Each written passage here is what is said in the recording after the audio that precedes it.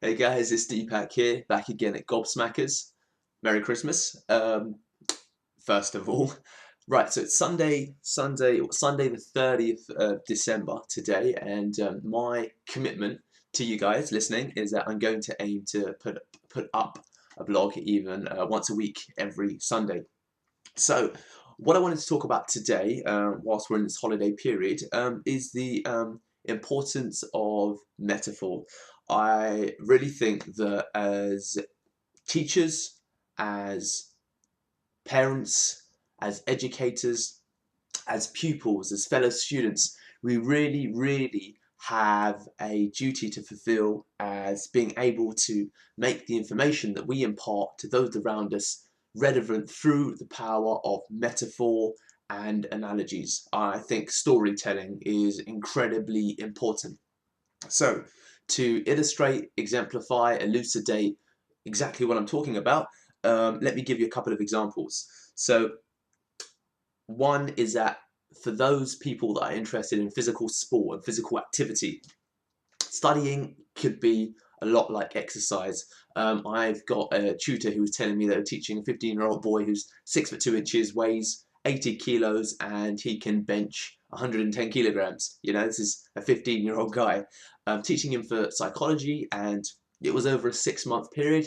And yeah, he said that he got into the habit of comparing a lot of elements of his work to working out in a gym, working on those hard to reach muscles like the trapezius muscles or the lats, hamstrings, and talking about things such as supersets, afterburn, working on the deltoid, the trapezius, quadricep, as we've already discussed. And that makes a whole lot of sense, doesn't it? When you're talking to someone in their own language, Wittgenstein, I think the philosopher, called this idea language games. That the only way you can really enter the game is when you start talking to someone in their own language, and you have to understand the rules of the game.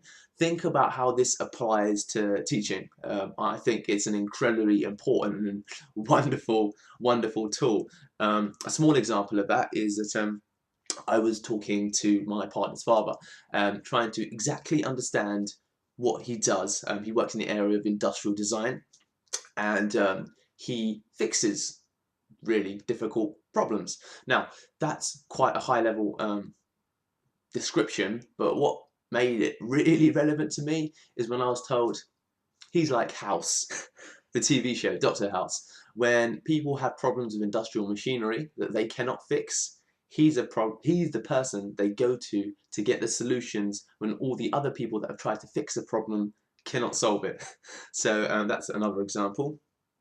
A further example was like I was told again, this is through the grapevine, so to speak, about exam preparation being like building good code.